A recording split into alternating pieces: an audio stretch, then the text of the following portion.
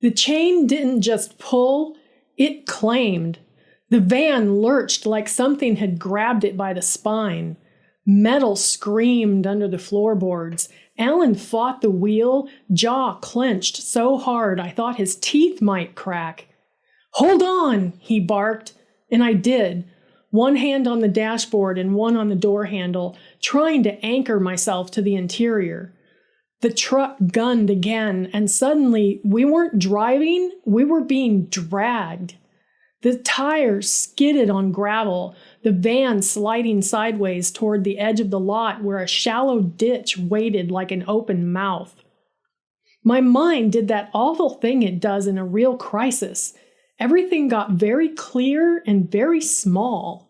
The diner across the street, Stacy's coffee pot still raised, the mechanic stepping off the curb like he had made a decision, Dale's face, calm, satisfied, those men in baseball caps moving with purpose. It wasn't chaos, it was coordination. Alan jammed the van into gear and floored the gas. The engine screamed and the van shuddered, but the chain stayed tight and the truck was stronger. We moved inches, then feet. Then the ditch was right there. I heard Stacy yell again. This time I caught the words. "You stop this right now!" Dale didn't even look at her. He nodded once like he was approving the performance.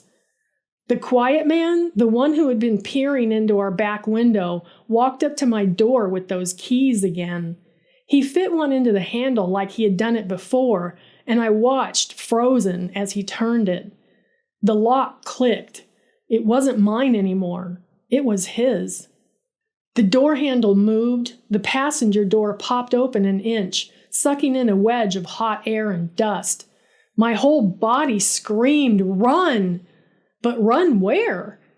The van jerked again, the chain snapped tight, the door swinging wider, and the quiet man grabbed the edge of it, yanking it open like a stage curtain. "Come on out," he said. "You don't want to get hurt." I wasn't sure if he meant the ditch or them. Alan's head whipped toward me. "Don't!" he shouted. The quiet man smiled without humor. "Your boyfriend's making it worse." The truck gunned again, the chain yanked tight. The van slid toward the ditch. And then the mechanic moved. He went straight to the chain point, crouched low, hands moving under the van. One of Dale's men stepped toward him. Stacy raised her coffee pot like a weapon and screamed, "Get away from him!" The mechanic didn't look up. He yanked something hard. For half a second, nothing happened, but then the chain slackened just a little. Alan saw it. He didn't hesitate. He slammed the gas pedal down and floored it. The tires caught, gravel spraying. The chain dragged, clattering underneath like angry teeth. But the van was moving under its own power now. The quiet man at my door stumbled and fell in the gravel, losing his grip on the door as the van surged forward. The open door swung wide, wind grabbing at it like a hand. Alan shouted, "Pull it shut!" I lunged and grabbed the inside handle, hauling with everything I had. The door bucked, and for a second I thought it would rip right off. Then it slammed closed with a sound like a gunshot. We raced out of the lot. The truck behind us roared into life, chasing. Alan didn't look in the mirror. He didn't need to. We could hear it. And then the chain, still attached, still dragging, caught on the pavement and sparked. A spray of orange flashed beneath us. Alan swore again, voice raw. "It's still hooked!" My hands were shaking so violently I could barely speak. "Stacy, I saw," Alan snapped. "I saw." The town blurred past, the church, the feed store, the bar with no windows. The billboard flashed in my mind. "Keep your kind moving." I understood now. It wasn't a warning. It was the town's golden rule. We hit the highway. The van rattled like it might fall apart from fear alone. The truck stayed right behind us, almost close enough that I could see the driver's grin through the rear window. Alan's eyes flicked to the gauges. We don't have enough gas. My stomach turned. Then what? Alan's voice went quieter. Then we don't stop here. The road stretched ahead, empty, sun-bleached, no shoulders wide enough to pull onto. And the truck behind us didn't honk, didn't flash lights. It didn't need to. It was saying the same thing the billboard had said. We decide when you stop. I twisted around in my seat, staring at the chain sparks under the van, the way it bounced, the way it might catch on something and flip us. We hit a pothole and the chain jumped. For one miraculous second, it went slack. Alan swerved just enough to drag it across the lane divider.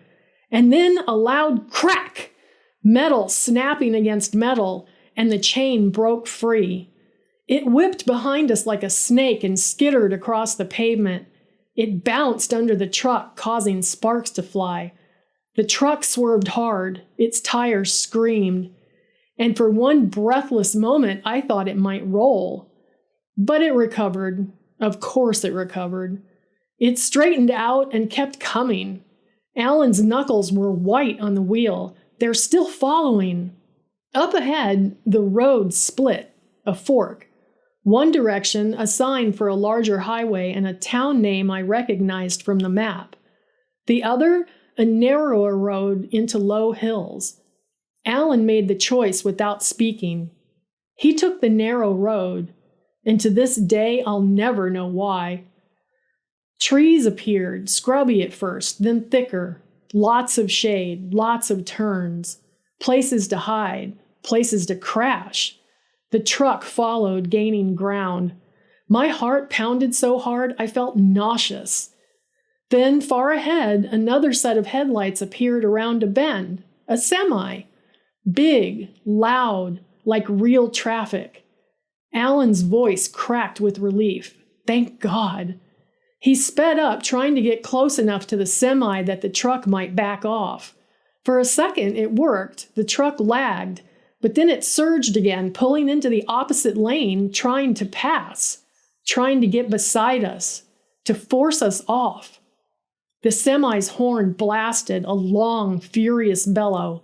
The truck didn't care. It pulled up next to us anyway. I looked over and saw the passenger in the truck lean out his window, not waving, not shouting, but holding something long and dark that caught the light.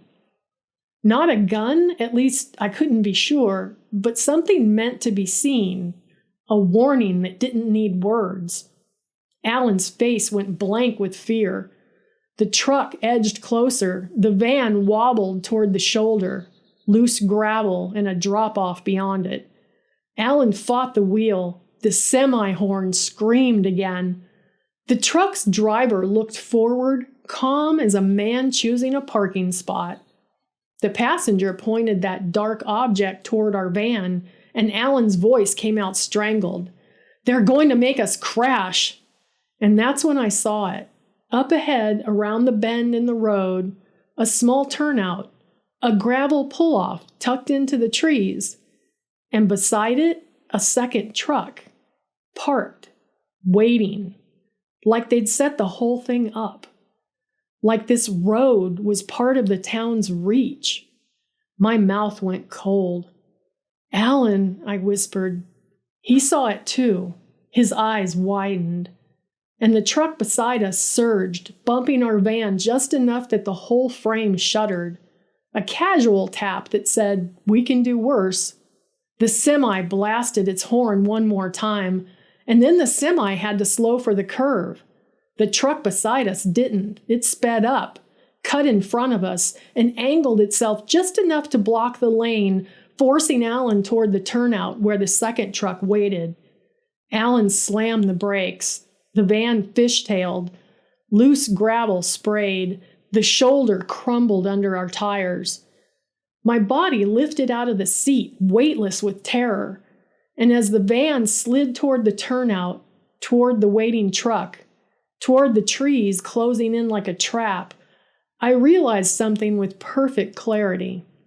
Stacy had saved us from inside the town, but this was the part the town did outside its limits, where nobody could hear you, where nobody would come out holding a coffee pot. If you want part 3, what happened in that turnout and why I still to this day cannot pass a welcome sign without my stomach blipping, hit subscribe and comment turnout. If you're feeling unsafe, being followed, or threatened, please reach out to someone you trust and consider contacting local authorities. In the U.S., you can call or text 988 for the Suicide and Crisis Lifeline. If you're in immediate danger, please call 911.